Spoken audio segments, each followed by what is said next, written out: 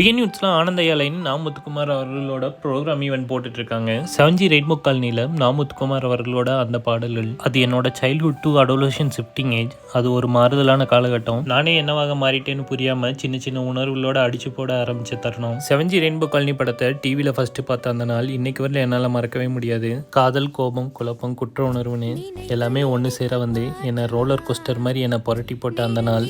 அதுவரையில அழுகையை ஆயுதமாக்கி பொம்மைகள்லாம் வாங்கிட்டு இருந்தேன்னா அன்னைக்கு முறையாக என்னோட அழுகையை மறைக்கிறேன். ஏன்னா அந்த படத்தை ஃபேமிலியோட வீட்டில் பார்க்குறேன். அந்த எமோஷன்லாம் இன்றைக்குமே எனக்கு ஞாபகத்துக்கு வந்து போகுது.